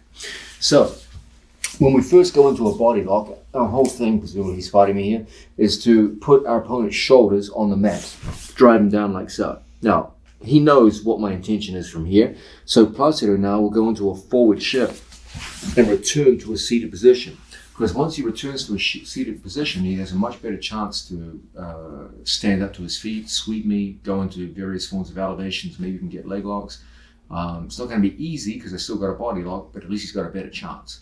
So this is definitely one of the more common forms of counter. It's a good counter. So we've got to know how to deal with it. Please understand that the forward shift is a very strong form of hold or movement, sorry. But like any move, it has its weaknesses. Okay, and in this case, it's what we call outside knee exposure. Now, you've heard me refer to outside knee exposure on several occasions in this video. This is the idea that all forms of guard position are predicated on the idea of the inside of the knees controlling either my torso or one of my legs. Okay, every form of guard is predicated on this idea. No form of guard is predicated on the idea of having no knees in front or around an opponent. Okay, this is not an effective form of guard. The whole idea of guard is to trap something between the knees. Okay, so if you can generate exposure of the outside of the knee and keep pressure on it, you are essentially killing guard play. Your opponent has to react by creating space and then recovering his knees around you. That's the only thing you can do. But if you have a body lock, it's hard for him to go backwards. Okay, so typically what we find in these situations is opponents hit their forward shift. If I stay on the body lock, now he's in a good position. Now, most people, when they hit a body lock, have a natural and understandable tendency to hold on to it for dear life. You know, it took you some effort to get it, right? So you don't just want to give it up. You can't be like that. When you're in a forward shift situation, let go of your body lock and generate outside knee exposure. Don't think, oh, I've got a body lock, I can never let go of it. A body lock's a great weapon, but like any weapon, it has its limitations. Okay, the lock of your hands is not as strong as his forward shift, which involves his legs and his hips and his entire upper body. Okay, don't try to match your hands against his legs. It's a losing gambit. Unlock your body lock and use a forearm to send his knees by and generate outside knee exposure. Looks like this. I put him down. As Placido goes into a forward shift, I just let it happen. I just sweep the knees by him. Now, my chest is on the outside of his knee. You've gotten outside knee exposure. As soon as you do this, go in and get to your tight waist, and if you want, lock up an even better form of body lock, which is the side body lock.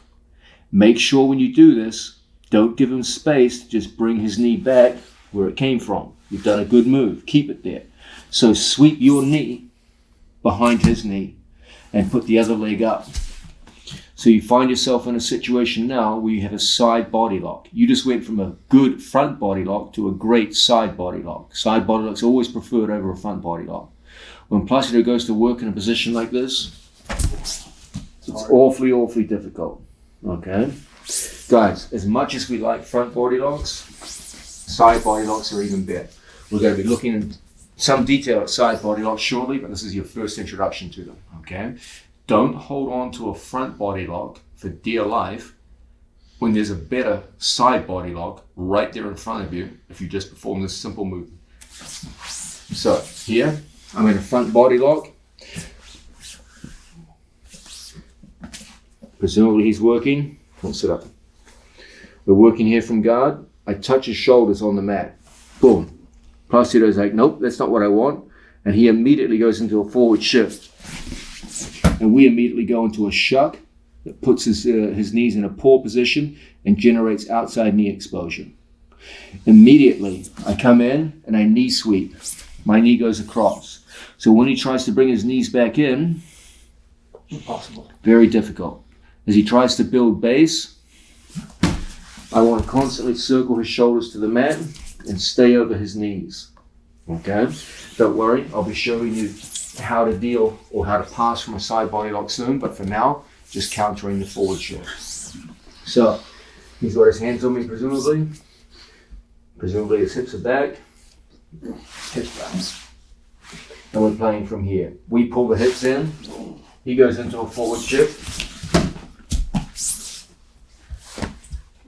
And there's your counter. Seen from another angle.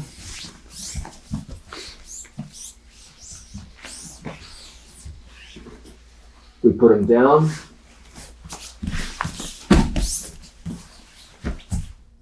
And you've transitioned from front body lock to side body lock. This is a very, very effective way of countering one of the most common problems associated with body lock guard passing, the forward shift. Going from a good front body lock to a great side body lock. Now, we're working our way through body lock guard passing. It's very important now you understand the relationship between tight waist passing and body lock passing. I'm not sure how familiar you are with my students, but if any of you are familiar with George St. Pierre, he was, of course, one of the greatest mixed martial artists of all time, and a big part of my early days in coaching was preparing him from being a youngster all the way through the maturity of his career in grappling for mixed martial arts. Now, George was well known for his ability to pass open guards and half guards in mixed martial arts. If you ever watch him in his guard passing, you'll notice there's a very fundamental difference, even if you factor in all the striking, between his guard passing method from open guard versus my grappling students in the squad. What you'll notice is that when my grappling students work against a seated butterfly guard, They typically work out of body locks. But when you watch George work, you almost invariably see him working with a tight waist. His hands are not locked. He works with one arm around and one hand free on the floor as an action hand. Okay? Now, it's a natural question for you guys to be asking, why the difference? Why wasn't George St. Pierre using body locks back in the day? A big part of it is because, of course, George is engaged in a very different sport, mixed martial arts. And when you're grappling on the ground, there is both opportunity and indeed necessity to be punching people. If you just hold on to people, the referee might see that as passivity and stand you up. So you have to be active with your hands. Tight waist passing enables us to flatten an opponent down and from here engage in strike, and you have a free hand. If my hands are locked, that means I simply can't punch. Okay, so that's the first danger. The second element is that very often the guard passes in mixed martial arts come immediately after a takedown, like takedown, half guard pass. Okay, so that when you land with momentum from standing position, very often there's a necessity to have hands out for base. And if I just land with a body lock, you can often get overturned right off the takedown. There's too much momentum coming down from standing position. So very often what I would do is, as they come down to the floor, I would counsel George to land with a hand open, like so. Okay? Now, forgetting about those differences between mixed martial arts, where there's a need to punch and a need to be able to control the aftermath of a takedown, there's still reasons why you should know how to engage in tight waist passing as opposed to body lock passing, even in a pure grappling sport. And if you actually watch closely with my best students, you will see them body lock, but if you look a little more closely, you will often see them, whenever the things get heated down on the floor, they will switch from body lock to tight waist and back again. What I want to do is counsel you away from getting body locks and just holding on for dear life every single time. Sometimes you just get a body lock and you stay with it. If your opponent's maybe not so good and you don't unlock your hands at all, there's no necessity to unlock your hands. But don't think that once your hands are locked, they have to stay locked no matter what. That's not the mindset I want you having. Use your body lock for profit, but when it no longer seems profitable to you, don't be afraid to switch to a tight waist.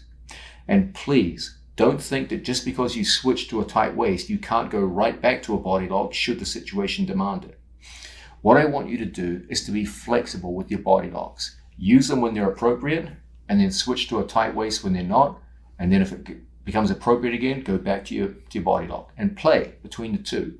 Don't have a single track mind where it's like, I'm either tight waist or I'm body lock and there's no mixing of the two. Absolutely not. Use them together. That's why I personally am a big fan of long arm, short arm body locks. Okay, I know a lot of people like to lock them in the middle. Nothing wrong with that. It's very effective. But I personally prefer long arm, short arm when I can. Why? Because long arm, short arm enables me to switch back and forth between body lock and tight waist. If my hands are directly behind him and get caught on the floor, I'm kind of stuck now. Okay, and if I unlock it, it's hard for me to relock it. Okay, so that's why I typically prefer long arm, short arm. Not always, but typically. Okay, so that my hand is through. And if there's ever a time, let's say Placido, for example, blocks my knee. Okay, if there's ever a time where I use an opening from my body lock to strip and push, and then from here I go right back into the body lock. It gives you more flexibility. Okay, so my general counsel to you is understand that tight waist and body lock are very closely related. And whenever you have one, you always have the other, particularly when you favor long arm, short arm grips. Please don't get into a single track mind where you're either a tight waist guy or you're a body lock guy. No, use them both together. And you can often go between them several times in the course of a single guard pass. You don't always have to. Sometimes you just get the body lock and just pass right from there. Sometimes you just get the tight waist and just pass right from there. But as the action gets heated against better and better opponents, you often have to switch back and forth. Gordon Ryan is a very, very good example of this. You'll often see him making these switches. Okay, so let's have a look now at how this might look and what are the pros and cons of a tight waist versus a body lock. Okay, I personally, for most of the time that I grappled actively, would go between body locking and tight waisting. That was always my thing. So let's say we start with the body lock. The body lock is best for pulling people in. A tight waist is not very good for pulling people in. Okay, so if your hips are back, the body lock is king for that. If someone goes to stand up on you, the body lock is king. Okay, because it's just so much control of the hips. It's just tough to get away. The great advantage, go and get active. Put your hands on me. The great advantage of tight waist is extra base of support. Okay, if he goes to lift me in this direction, it's an extra base of support. Okay, the other great advantage, it gives you a better ability to lower his knee by putting your hand on his hip and your knee inside, your elbow inside his knee, make a strong leg. And this makes it very easy to push and go over the top. Okay, so sometimes when my hands are locked, it can be tough to get my elbow inside. Put your knee high. It can be tough to get my elbow inside. And then when I try to step over, it's like, oh my God, I'll never get over his knee. So I unlock and I put my elbow inside his knee. Now he tries to keep his knee high, and it's just so much easier. It's almost like performing an elbow escape upside down. There's my tight waist in place. Okay, I'm open. Look how I just used my elbow inside. Try to hold it off. Nope. And there it is. Okay, so if you're ever having a struggle getting over your training partner's knee, I always recommend switch to a tight waist. It's easier. You got more mobility. If you've got a guy underneath you who's trying to herky-jerky you over and sweep you, open your hands, put your hand out, use it for base. If the guy's posting on your knee, strip it off. Now you've got an active hand that can move wherever you want. You lose a little bit of hip control, a little bit, but not much. The body lock is more important when you're first putting them down. That's where the body lock is so advantageous. Okay, it's actually quite hard to put them down just with a tight waist. They can scoot and cause all kinds of problems. But the body lock just holds him down. But once his back touches the ground, let friction on the mat work for you. Okay, he goes to move, even with one hand. Dude, it's not easy. The tight waist is held in place not by my grip, but by his body and the friction with the mat. Especially when you've got a glove on in mixed martial arts. It feels like a block or wedge underneath your lower back. Okay, so we just come in like so. Now, here's my body lock. He goes to move me around. I've got a body lock. Good move. Body lock's tight. Here's my tight waist. I go over the knee, back to my body lock. He brings his knee back in.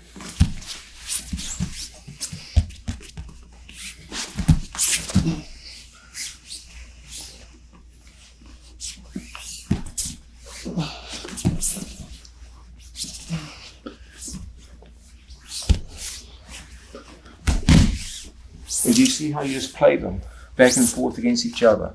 Guys, don't get into a single track mind where you think, I'm a body lock guy and once my hands lock, I'll never unlock them. Nope, wrong way to think. Don't be like, I don't like body locks. I don't feel very stable with them. I prefer my tight waist. That's also a very limiting way to think. Use them together. They've both got good points and bad points about them. They're both very strong in some ways and not so strong in others. Okay? Don't think because your hands unlock, you can't go right back to it. Don't think because you started here, you can't just go in and lock your hands. It doesn't take a lot to go from here to here, especially when you use the long arm, short arm method of gripping. Use them both and you'll find your guard passing percentages go up a lot. We're going through the idea of a tight waist. We've seen that one arm goes long around our training partner's arm and our second hand is free as an action hand. We can post inside our training partner's knee, post on the floor, grab his hands, and in a mixed martial arts fight, you could punch with it, do all kinds of things. As a result, you have more versatility than you have with a body lock.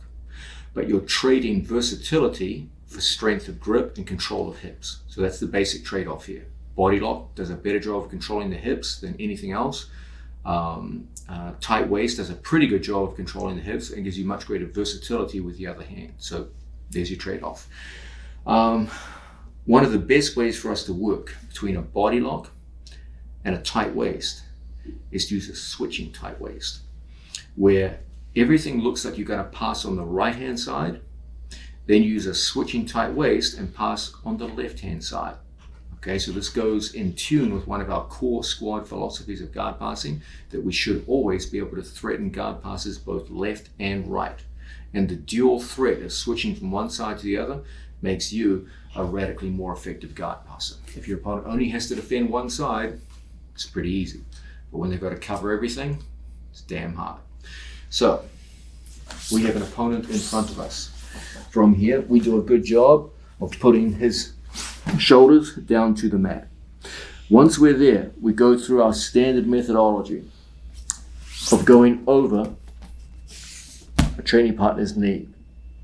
Once we get over the knee, we go through our standard methodology of switching the head, and we notice our opponent is interested in any form of basic elbow escape or just movement in general. Can you see what's happening when Placido goes to move? His shoulders start coming off the mat. Once the shoulders come off the mat, it becomes relatively easy for us to pass and switch our hands. Going back a step, when I started with right arm long. Right arm long. When I see him curl towards me for an elbow escape, I pass my second hand through and I go left hand long. So I've switched my long arm. Okay. Now I take my other hand out and we have a tight waist grip with the left arm instead of the right. I use my shoulder to return Placido to the mat. From here, presumably he's bringing his arms in to defend himself. We start bringing our head down to the floor, just like so. And from here, my foot comes up, come make a strong body. My foot comes up inside his leg. And from this position, as he tries to hold me off, it's very easy for me to use the balance of my head, hand, and tight waist to control his hips and movement. As he tries to move me around, it's very easy for us to step in over the top and then pass in any given direction. I can pass left, I can pass to the mount, or I can pass right. Because you can threaten in all three different directions, it's going to be very hard for your opponent to stop you. Let's have a look at this from a different angle. We come in and put his shoulders down on the mat. From here, we start that initial action of stepping over the knee. Now, Placido just stays flat on his back with two shoulders on the mat. We just use any one of the passes that we've looked at so far. Most of the time, your opponent's interested in coming up. Even if only a single shoulder comes off the mat, it's pretty easy now to punch through. Then I switch my head to the other side. From here, as he goes to address the new threat on the other side, presumably he's got his arm in front. It would make no sense whatsoever to have his arm here. We come up and turn in. Now, as I start walking, I've got that action hand of a tight waist.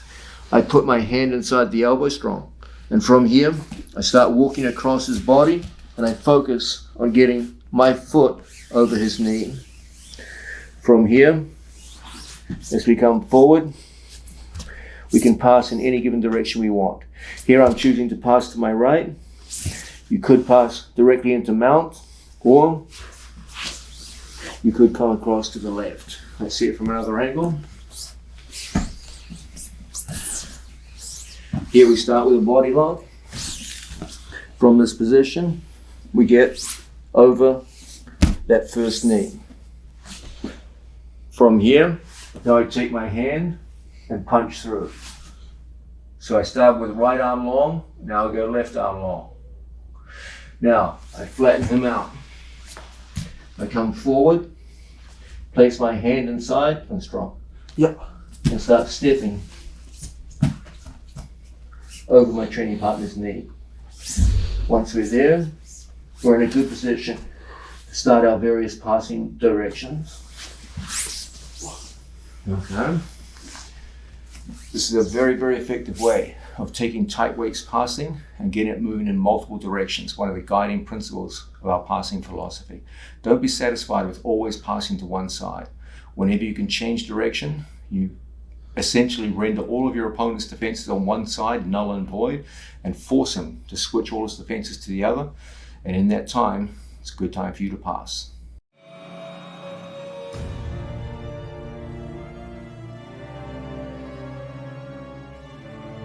Now, we've been through an awful lot of front body lock material, but along the way, we specified that there was another form of body lock which was inherently superior to front body locks. It's not as common because typically your opponents are very afraid of this position occurring, so they fight it very hard.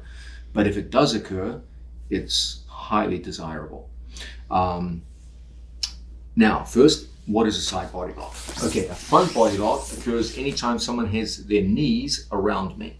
Okay, so this would be a good example of a form of front body lock. Even if he took his leg over my back, this too, his knees are around me.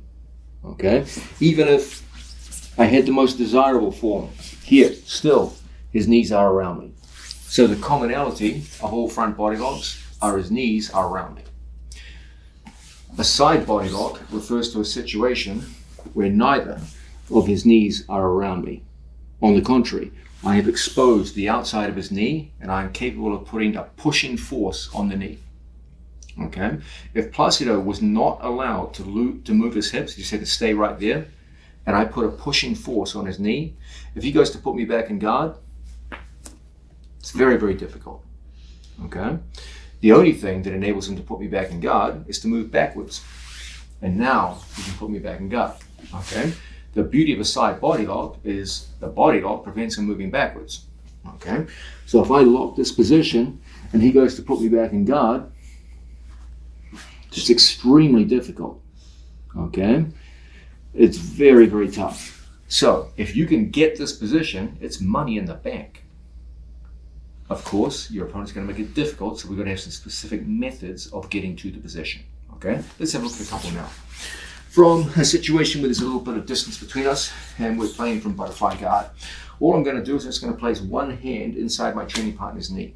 Look what happens when I push Placido's right knee to the mat. Watch this knee. Inevitably, it comes up towards the center line. As I push one knee to the floor, inevitably, the second one follows. Okay? What I'm going to do is I'm going to post inside the knee here, move your hands, and I'm going to put my second hand like this on his knee. So one hand goes here, and one hand goes here. Let's change the angle a little bit. So one hand goes here, thumb pointing down. Second hand goes here, thumb pointing out. So this is outward thumb, downward thumb. Okay? Now, as we play, wake up. We're playing here from butterfly guard. I go in, and I get my grips in place. As soon as I feel his knee touch the mat, I just pop up, boom. So all my weight is on my hands. Because all my weight is on my hands, my legs feel light. And as a result, even an old cripple like me can move pretty quickly. I rise, don't try and do it from down here, you won't be able to get good grips. So as we play, I rise. Then in one motion, boom. Then all I do is I just take my knee and I knee slide under his knee. Now the hands come in and we get to our lock. Okay? Now, let's check something out here. Some of you are going to like the idea of an ultra tight lock. It feels awesome. I'm not going to lie, I like this grip a lot. Okay? It's very, very tight. It doesn't have to be that way, however. I don't have to go wrist to wrist for maximum tightness. You can also go with a looser grip, 10 finger, but a tighter elbow position inside the hip. So when he goes to move, even though my grip is looser, my elbow position is tighter. And it joins my elbow and knee and forms a very tight structure. Okay, so I either go elbow over for a tighter grip. He goes to move. So that's tight because of my grip. One form of tightness. If for whatever reason you don't like that kind of grip and you prefer 10 fingers, now you got a looser grip, but you can get a tighter elbow position. He goes to move,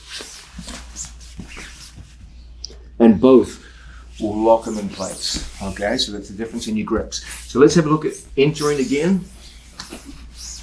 So we're working here, butterfly guard, hand fight, then the hands go onto the knees.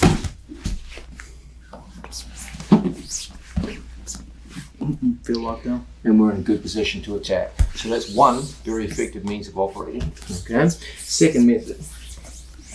That's my favorite method. Second method, sometimes when you play, you get his hands preoccupied, you get your knee on the outside of his knee. And he doesn't really notice it because you're doing a good job of distracting motion, etc. Then you just knee sweep. And there's your side body lock, and down to the floor you go. Okay, so in these cases, I take outside knee position. My knee brushes his knee to the center line. Then I just bring my elbows down. My head goes to the front deltoid, as it always does for body locks. And as we play this position, you just go in with your hands and lock.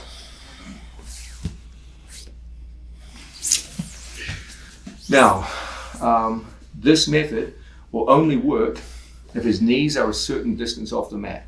If he's flexible and his knees are right down by the floor, forget this method. Okay? So when people are very flexible and their knees go all the way down, I recommend posting. Okay? And using this method. When they're less flexible and the knees are higher, typically what I'll do is I'll just knee bump right across and play from here. Okay? Now, a shucking method is also pretty effective. From a situation where we're playing down on the mat, I'll just take a forearm and I'll just bump the knee on by. Okay, so when he goes to scoot back, you get to your side body lock. He goes to move.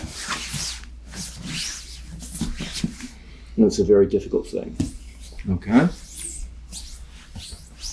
Now, another method which I often make use of is from standing.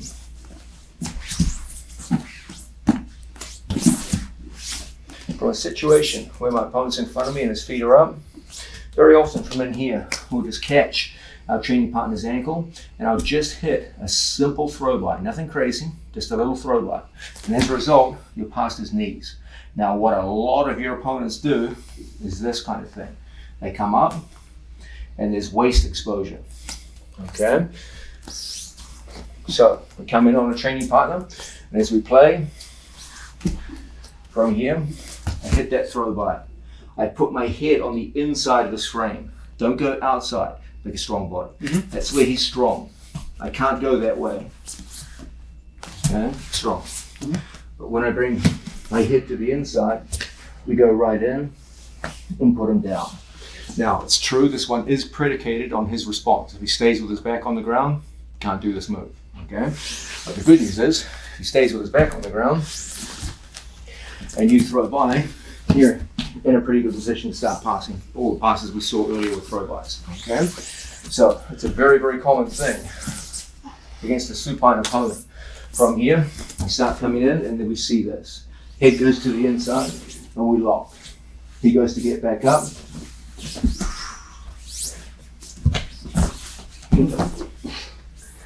And down they go. Okay, so those are some of my favorite and most effective ways to get to the side body lock. Now we're working our way through the side body lock, the most mechanically and tactically efficient and effective of all the body lock guard passes, but also the hardest one to get into. So even though it's the best, you don't run into it so often. So it's always something we're looking for, but understand from the start that most of your work in body lock guard passing will be done out of front body locks. Now, there's a subject that I want to cover now which is extremely important for your side body lock, but it's a tricky one to teach because there's not really a move per se that I'm going to teach you here. It's just a concept. The concept can be stated very simply. Leg riding out of a side body lock is the action of staying over our opponent's legs and pinning his legs with our legs. Please understand that leg riding in grappling usually has a very different meaning. In the sport of wrestling, leg riding typically means putting your hooks in. So in jiu-jitsu, we call it putting your hooks in the rear mounted position. In wrestling, that's what leg riding refers to.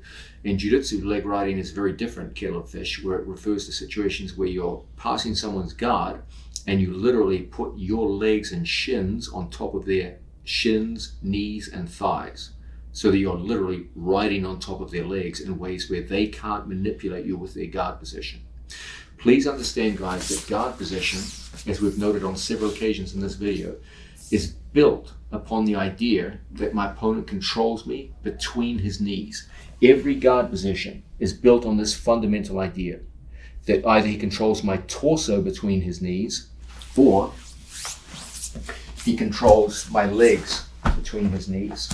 Okay, in this case, one of my legs. Okay, now, leg riding refers to situations where you are literally on the outside of his legs and riding on top of them with your body weight, so that when he tries to put me back in guard, his legs are all smashed up together.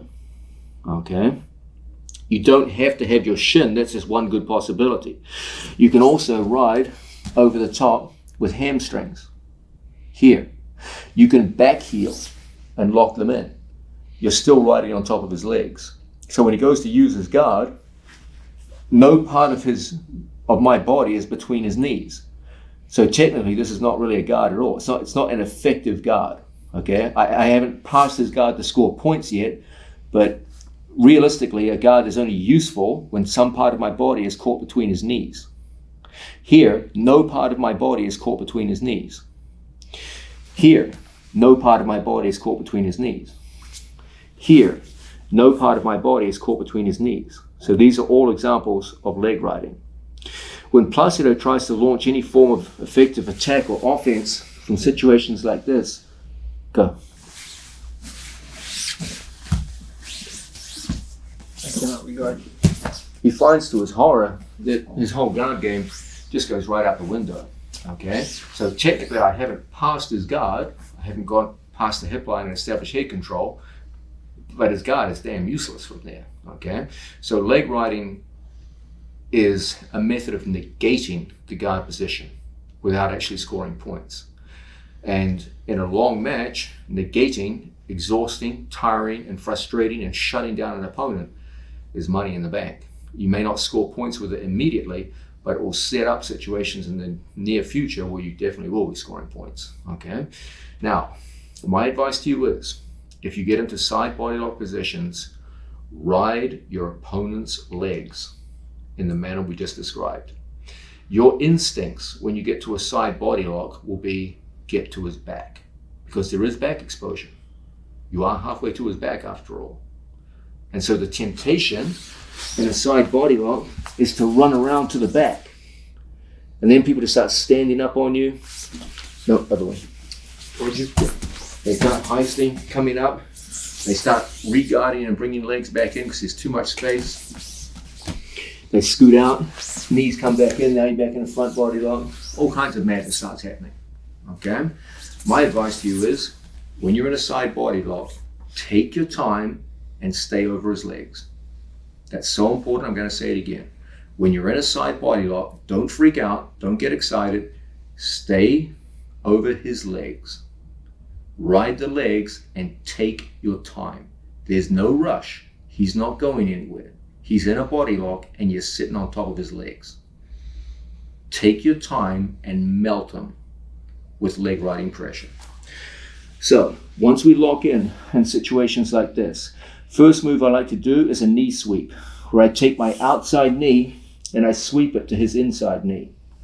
If I don't do that, there's always a danger of his knee coming inside, and now you're back in a front body lock. It's not bad, but it's not what you wanted.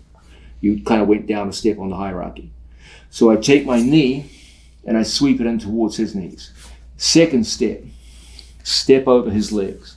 Third step, chill the fuck out. Just relax. You're in a winning position. Okay? Now I can start playing games. Here's my first game. I take my back leg and I pommel it on top of his legs. As we play the position.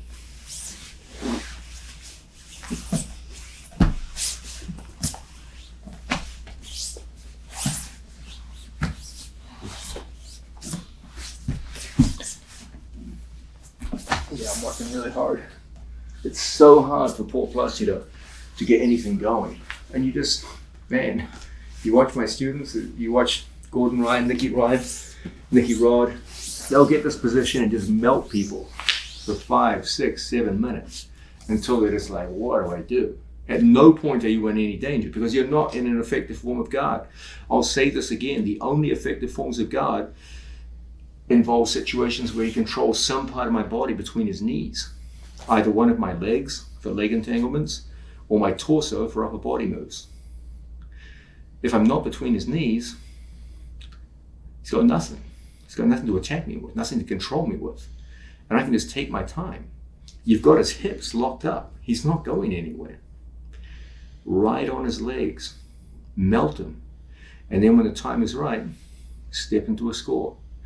This isn't a move, guys, it's a concept, but it's one of the most important ones I can ever show you. Please understand the main gambits of leg riding. First, knee sweep. If my outside knee is too far from the inside knee, even with a body lock, you can re-guard. Sweep in, so your knee is inside the crook of his knee. Step number 2, step over the legs. And then start playing a windshield wiper game where you windshield wiper legs over. You can go in any given direction. You can switch sides of the body.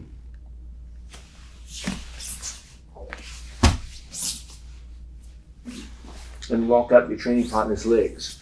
He's not going anywhere. Okay? You just hold and control him. We're just going to give you a light play because this is not a move. I can't really just show you, okay, here's step 1, step 2, step 3. It doesn't work that way. There's just the general concept of riding on top of his legs. I'm going to give you some basic heuristics. Okay, first heuristic, take your time. He's not going anywhere. You got a body lock and you're not between his knees. So there's no danger and he's not going anywhere. So that's your first one, take your time. Second heuristic, stay over his legs. It's tempting to run around to the side, run around to the back. I'm not going to say that can't work, but I'm going to say, relax, you can take that anytime you want. Let the guy suffer a little bit. Let him melt. Then you take his back. Life's a lot easier that way, okay? Stay over his legs. Don't get excited. 3, once you're over the legs, play around. There's different ways you can manipulate your body. The only stipulation is don't get between his knees in any meaningful way. Don't let him control your body above the knees between his legs. Okay? Now that gives you a lot of leeway in how you ride. You can ride him with your shins. You can ride him with your hamstrings. You can lock your legs like a triangle around his 2 legs. There's a lot of things you can do, and they're all damn good. Okay? So those are the broad heuristics. Now, as we play, so as we play butterfly guard, from this situation we go into an initial movement that gives us the side body lock. Okay? First thing I like to do in these situations is get my elbow inside. Now we've got the side body lock. The temptation is to run to the back, but we're going to avoid that temptation. Remember our heuristic. We're going to go over the legs. We're going to step over the legs. So I knee sweep and step over. Here, I'm between his knees, but below my knee. So it's okay. If I put my knee between his legs, he'd have half guard. Not what we're looking for. But as long as we're in situations like so, he has no effective form of control. Now we'll just play from here. Yes, sir.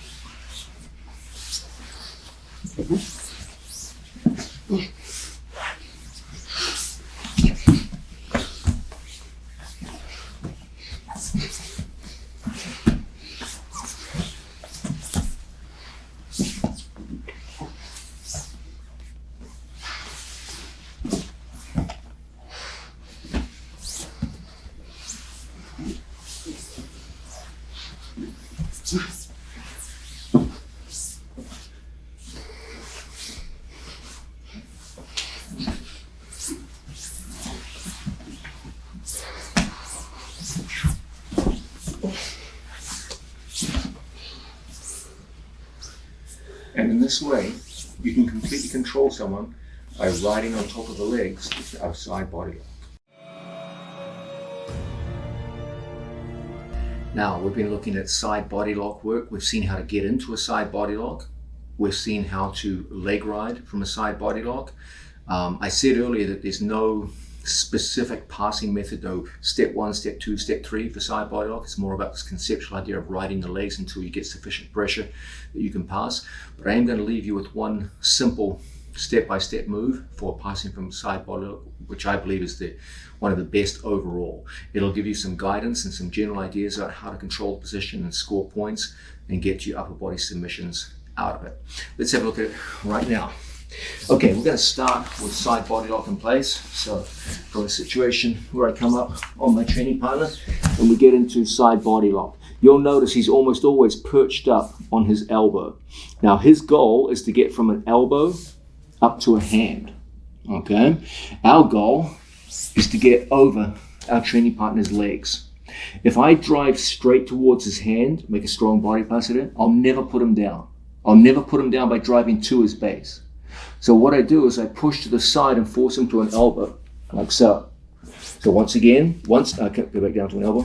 His goal is to build up to a hand. That gives him more height and therefore more ability to scoot back and bring his knee back inside and convert to a more desirable front body lock. Okay, so that's his goal. So as he builds up, if I drive towards his hand, even though I weigh more than plastic, I'll never put him down. So I redirect and force him to an elbow. I want to get this shoulder to the mat. I can't reach his forearm. It's too far away.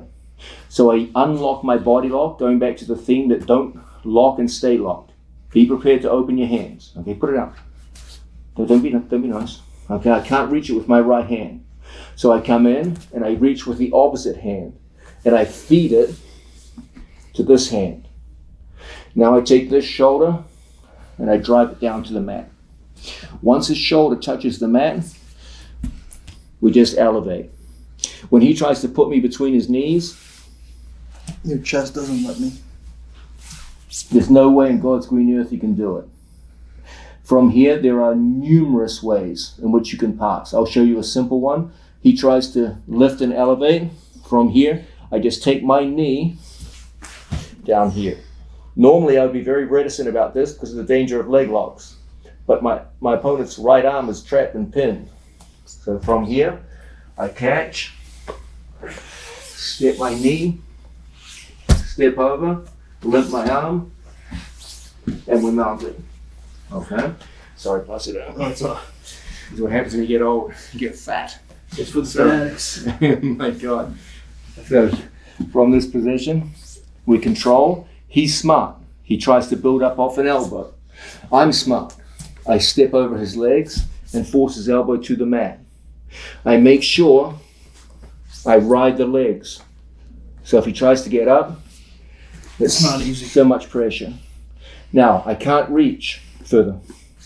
Can't reach, but I can always pass off. Now I touch the shoulder to the floor. I come up and tripod. Normally I'm kind of reticent about stepping between because of the danger of Kandi Basami. But here, I have his shoulder pinned to the mat and I have his arm. So that he literally couldn't get to my heel if he wanted to. As he hooks in, I just take my hand and step. I step again, capture, step with the knee, step over. Now we're no longer leg riding. You're no longer over his legs, you're over his torso. So you're mounted. Limp our arm, Hand comes out, legs go in, and you've scored. Okay? Obvious question for you guys. Well, what if he didn't hook his leg into him? What do I do now? Don't worry, just literally walk up his body. If he won't hook into your leg and give you the step in, just walk up his body. So, I put him down to an elbow. From here, I put his shoulder on the mat. I tripod. This time he doesn't hook into my legs. He just stays here. Okay? Look how I just come up and I just walk my foot above his knee. So when he goes to put me in guard, there's nothing. And you just settle down into the mounted position. I'm sure on several occasions you've been watching some of my students, in particular Gordon Ryan, where sometimes the ends of the guard passes just seem like artificially easy. You're like, really? He did that to a world champion? It's because of reasons like this. You just literally ride their legs to a point where their guard becomes completely ineffective. It always goes back to that foundational principle. Guard position is only an effective mechanism when you control a meaningful part of your opponent's body between your knees. What do I mean by a meaningful part of the body? Like I'm Placido. If Placido puts my calf muscle between his knees, that's nothing. That is not a meaningful example of control. Controlling my leg below the knee means nothing, because my knee can always come through into quasi-mounted positions and make for easy escapes. If he controls my leg above the knee, this is meaningful. If he controls my leg above the knee, reverse de la Riva, this is meaningful. The foot's locked up, I'm between his knees, above the knee. If he locks half guard above my knee, this is meaningful, because he's locked above my knee. If he's locked closed guard, this is obviously meaningful, because I'm between his knees with my whole waist and torso. Butterfly guard, this is obviously meaningful, because I'm between his knees, above the waist. Okay? But if you have situations here, there's no part of my body is between his knees. Here, no meaningful part of my body is between his knees, because all of his contact is below my knee. If my knee's not controlled, there's nothing to go into quasi-mounted positions here. Okay? Once you understand this principle, you're going to understand riding legs. And once you understand riding legs, you can take that side body lock position and turn it into a veritable nightmare for your opponent.